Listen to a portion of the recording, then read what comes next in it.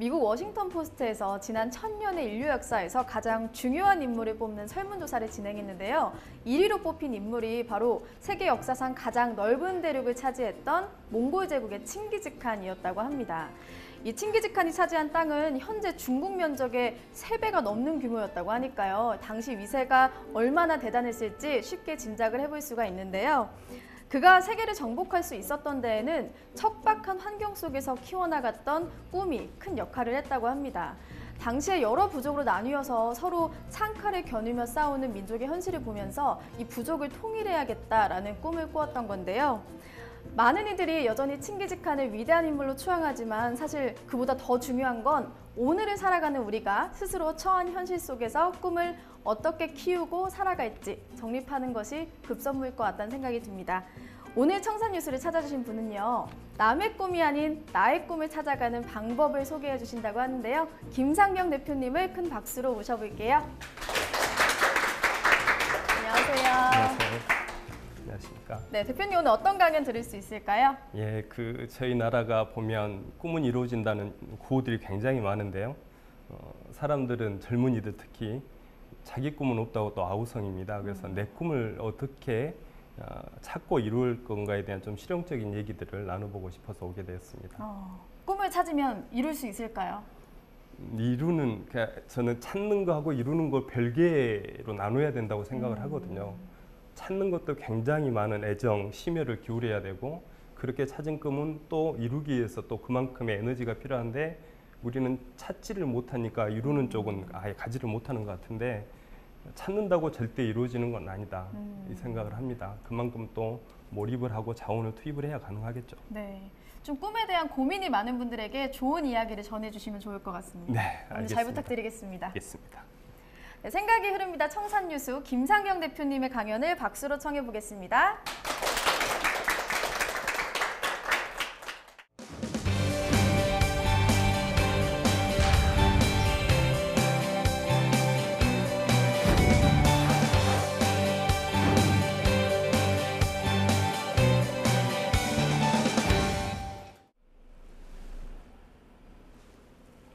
안녕하십니까. BGM북 김상경 소장입니다. 네, 반갑습니다. 아시아나항공에서 신입사원들 주로 여러분 또래가 많은 것 같아요. 신입사원 대상으로 꿈에 대한 강의를 400~500번을 했었는데 강의를 하다 보니까 회사에 인연을 맺은 후배들하고밖에 이런 얘기를 못하는 것 같아요. 근데 사실 회사에 들어왔을 때는 저 친구는 항공사 직원하고 안 어울린다는 생각이 들어도 너 나가 이럴 수는 없잖아요. 그래서 그 이전의 세대들한테 이런 교육을 해줘야겠다. 사실 학교에서는 이런 교육을 거의 못 해줍니다. 대기업들은 다 하고 있는데 자기개발에 대한 강의를 교육을 하고 있는데 못하고 있어서 그래서 이런 책을 쓰게 됐고요. 오늘 강의는 이 절대음감 내용을 가지고 제가 하려고 합니다. 그래서 이 책을 쓰게 된 지필의 목표 또 그 강의의 목적이라는 건 이런 겁니다. 첫 번째는 내 꿈은 없으면서 꿈에 대한 구호만 요란하다. 우리의 삶의 환경이 그러지 않아요? 월드컵 때 난리지 않습니까? 꿈은 이루어진다고. 근데 너 꿈 있니? 그러면 어때요? 이게 현실입니다. 강사들은 또 어떠냐면 회사에서 뭐 아리스토텔레스는 이랬답니다. 스티브 잡스는 이랬답니다 하는 강사들 굉장히 많으시거든요. 근데 본인의 삶을 제가 알거든요.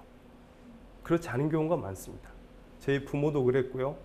제 스승도 그랬고 우리 상사들 중에도 나는 꿈이 없는데 아이들을 혼내고 제자를 혼내는 경우를 너무 많이 봤습니다. 그래서 혼내기 전에 내 꿈에 대한 생각들을 먼저 해야 되지 않냐. 그래서 내 꿈 얘기를 하고 싶은 거죠. 내 꿈을 찾고 이루는 지혜, 방법들을 좀 고민해보자. 그걸 기반으로 내 제자든 내 자녀든 나중에 내가 결혼했을 때 나의 자녀 아니면 조카들한테 내가 해본 걸 가지고 얘기하자는 거죠. 그래서 오늘 나의 꿈을 가지고 얘기를 좀 해보려고 합니다. 절대음감이라는 단어 처음 들어보셨죠? 예. 이런 의미입니다. 그 스타킹에 보시면 지금은 하지 않지만요. 선천적인 천재들이 나오기도 하지만 일부는 후천적인 천재들이 나옵니다.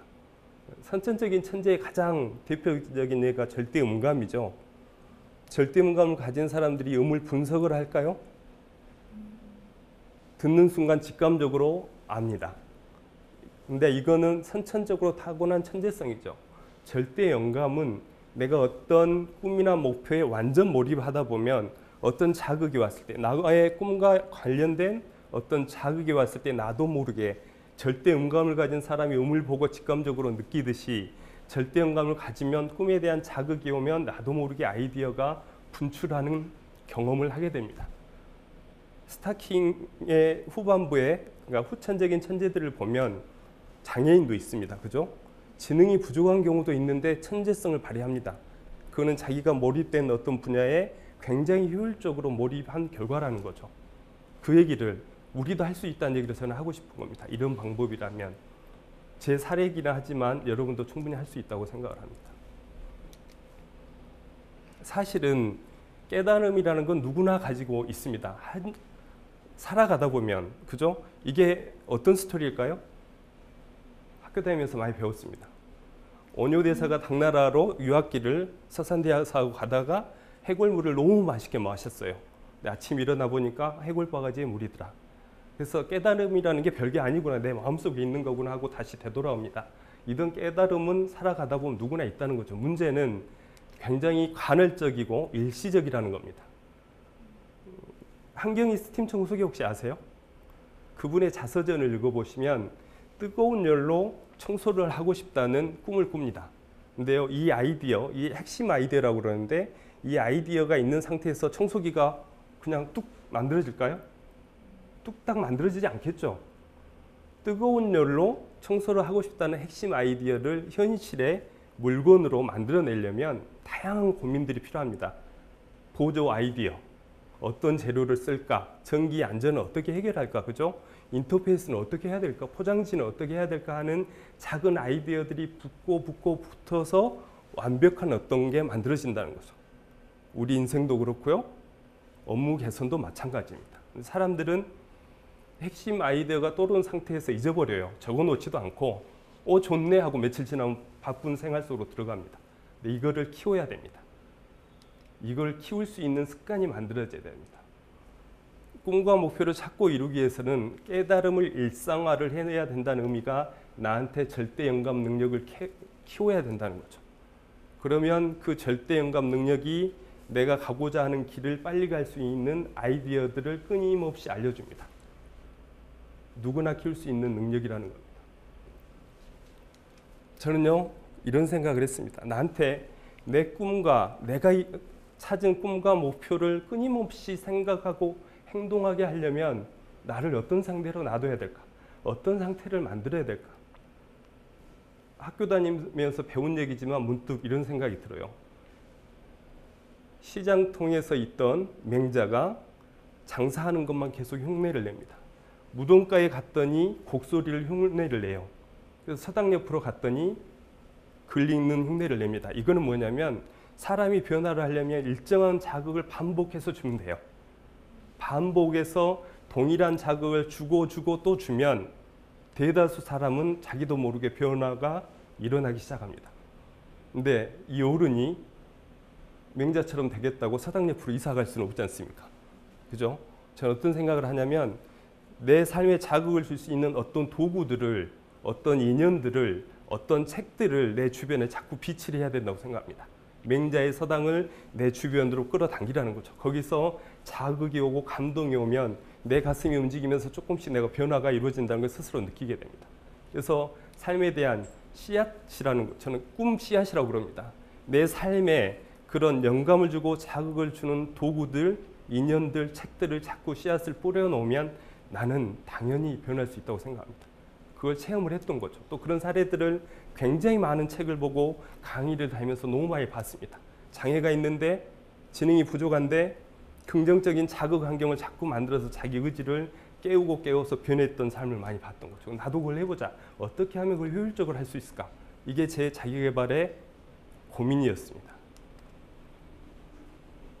주변에 돌아봤더니요, 이런 책들 굉장히 많습니다. 비전에 대한 책, 메모, 습관, 시간, 굉장히 많은 책이 있는데 특징이 뭐냐면 우리나라 책들은 이거 하나면 성공한다는 책들이 너무 많아요. 시간 관리만 잘하면 너 성공할 수 있어. 그죠? 습관 관리만 잘하면 돼. 목표 관리만 잘하면 돼. 어떻게 생각하십니까? 내일 새벽 3시에 맨날 일어나면 성공할까요? 인생이 그렇지 않죠. 그런 책들은 약간 저는 힐링 용도라고 생각을 해요. 마치 성공할 것 같지만 실제로 해보면 안 됩니다. 회사에서는요, 굉장히 많은 자원들을 핵심 자원이라고 지정을 하고 그걸 굉장히 체계적으로 관리합니다. 그렇게 해야 회사가 성공할 수 있기 때문에 우리 인생도 그렇다는 거죠. 그래서 저는 이 여러 가지 자원들 중에 누구나 관리해야 될 4가지 자원을 회사처럼 관리를 한번 해봐야겠다 생각했습니다. 4가지가 뭐냐면 비전, 메모, 독서, 인연이라는, 저는 이게 꿈의 씨앗이라고 생각을 합니다. 4가지 꿈의 씨앗이다. 좀 어려운 얘기로 하면 4대 핵심 자기 자원이다. 내가 어떤 길을 가든 어떤 분야를 가든 이 4가지 자원만은 내 인생에서 굉장히 중요하다는 인식이 첫 번째다. 두 번째, 이거를 체계적으로 관리를 해야 거기서 효과성이 나오고 절대음감이 만들어진다는 겁니다. 그래서 꿈과 목표를 위한 생각과 행동을 저 4가지 씨앗이 나를 계속 생각하게 하고 행동하게 하고 생각하게 하고 행동하게 하면 나도 모르는 사이에 내 속에 절대음감이 생기기 시작합니다. 실제로 제가 그런 체험을 했던 거죠. 이미지로 그리면 이 4가지 씨앗을요 어떤 도구에 의해서 좀 이따 보여드리겠습니다. 도구에 의해서 제 주변에 이렇게 빛을 했습니다. 그랬더니요, 어떤 경험이 올 때마다 이런 자극들이 계속 영감으로 분출하기 시작했습니다. 간디가 비전을 이렇게 글로 관리를 했답니다. 자기 사명서를 가지고요, 끝 문장에 보시면 거짓에 항거하기에 어떤 고통도 감내할 것이다. 행동을 하기 전에 머릿속에서 자기 삶을 창조한 겁니다. 근데 텍스트에 한계가 있었습니다. 너무 어려워요. 막 와닿지 않고. 이런 걸 하는 데도 있습니다. 네트워크 같은데 다단계 가면 이런 거 많이 합니다. 여러분, 좋은 집 가지고 싶으세요? 잘라 붙이세요. 좋은 차 잘라 붙이세요. 좋은 여행지 잘라 붙이세요. 원하십니까? 우리 다단계 열심히 하시면 됩니다. 왜? 인간은 이미지로 사고하기 때문에 거기에 욕망을 많이 느낀다는 걸 심리학적으로 아는 거죠. 그래서 저는 제 인생을 텍스트의 깊이와 그림의 욕망을 자극하는 이 에너지를 위해서 이렇게 인생 기획서라는 도구를 만들어서 배웠습니다. 일본의 기획학교 원장님한테 배워서 저 한 장 안에 내 인생의 과거, 현재, 미래가 다 들어있습니다. 내가 추구하는 인생의 목적, 목표, 그 목표를 위해서 어떤 방법으로 해야 되고 올해 내가 뭘 할 건가를 이렇게 다 내 인생의 나침판처럼 그려놓고요, 이런 액자를 만들어서 보고 있습니다. 내가 가야 될 길을 내가 보고 있는 거죠. 사실은 이렇게 있습니다. 길을, 여러분이 꿈이 없어서 헤매고 있을 때 저는 꿈을 보고 있잖아요. 깨어있는 동안에는 항상 보고 있습니다. 회사 책상 위에도 있고요, 집 책상 위에도 있습니다. 가슴 속에도 이렇게 제 인생의 나침판을 가지고 다닙니다. 이렇게. 이걸 맨날 보고 있으면 그건 미친 사람이겠죠. 언제 보냐면 친구가 약속 시간에 조금 늦었을 때, 잠깐 틈이 생겼을 때 내가 나한테 약속한 내 인생의 목적지를 이렇게 한번 음미해 보는 겁니다. 이걸 머리로 할 수 있겠지만 바쁜 삶에서 그게 불가능합니다. 그래서 도구가 필요한 거죠. 인간이라는 게요, 도구를 가지고 짐승을 쫓아다니던 원시인간이 현대 문명까지 올 수 있었던 이유는 머릿속에 있는 추상적인 지혜를 현실에 적용할 수 있는 도구가 있었기 때문에 가능합니다. 동의하시죠? 컴퓨터 같은 게 없다면 지금 문명이 있을 수 없듯이, 그러면 나의 효율성을 위해서도 도구가 필요하다는 거죠. 그래서 저는 제 인생의 좌표를 저렇게 도구에 담아서 날마다 저한테 자극을 줄 수 있는 환경을 줬습니다. 오늘날 집에 갔더니 저희 집사람이 책상 위에 있는 이 인생 기획서를 보면서 이런 얘기를 합니다. 여보, 지은이 친구 엄마들이 와서 저게 뭐냐고 물어보는데 방송용은 아니지만 쪽팔려 죽는 줄 알아서 그래요. 왜 그랬더니 40대 아저씨가 저런 걸 왜 가냐는 거죠. 어떻게 생각하세요? 나이가 들면 꿈이 있으면 안 됩니까? 저는요, 일부러라도 저기다 저걸 세워놓습니다. 우리 딸한테 봐라. 아빠는 꿈을 향해 달려가고 있다. 너는? 하는 질문을 던지고 싶은 거죠. 이렇게 제 삶을 관리를 하기 시작했고요. 두 번째는 비전 다음에 두 번째 메모였습니다. 제가 저 강사 자격증도 있습니다. 아시아나에 저걸 제가 도입을 했습니다. 차장 승격 과정에. 근데 저한테는 좀 안 맞았어요. 그래서 저만의 메모법을 이렇게 씁니다. 할 일이, 내 인생의 목적이 위에 적어져 있잖아요. 그걸 위해서 내가 할 일이 뭐고 읽을 책이 뭔지 만날 사람이 누군지를 저기다 다 메모를 해서 실제 만납니다. 일본까지 가서 만난 사람입니다. 180권에 쓴 저자, 책 보고 너무 감동받아서 이런 문구도 씁니다. 원앙소리 보셨어요? 원앙소리 보고 나오는데 집사람 도시여자인데요. 저한테 그럽니다. 오빠 저런 영화 보고 어떻게 감동을 안 받아요? 그래요. 이 말이 무슨 말인지 아세요? 너는 가슴도 없냐? 이 얘기잖아요. 근데 저는 그 영화를 보면서요. 제 어릴 적 추억 속으로 수없이 갔다 왔다 했습니다. 왜? 땅끝마을 해남 농꾼의 아들이니까. 원앙소리에 있는 소하고 할아버지가 너무 많아요. 제 추억 속에. 근데 거기다 대놓고 도시적인 표현을 하잖아요. 그래서 저한테 문득 한 문장이 떠올랐습니다. 당신한테 감동이냐? 나한테는 추억이다. 너무 멋있어. 이 말 적어야 돼. 그리고 적는 문장들이 이렇게 쌓여갑니다. 육체는 음식을 먹지만 영혼은 저는 단어를 먹는다고 생각합니다. 그 단어에 의해서 우리 영혼이 생각을 하고 사색을 한다는 거죠. 그러면 그걸 끌어모으는 습관이 필요하다는 겁니다. 그래서 저는 그런 메모를 이렇게 하고 있습니다. 모든 걸 적습니다. 아이디어가 떠오르면 여기다 적어놓고 키웁니다. 이렇게. 실용신앙을 가지고 있는 책꽂이. 책상이 너무 좁아서요. 지혜꽂이라고 적어놓고 몇 달 동안 여기다 시간과 애정을 부었더니 완제품이 나와서 회사에서 한 50개 팔아먹었습니다. 중국 공항에 수출도 했습니다.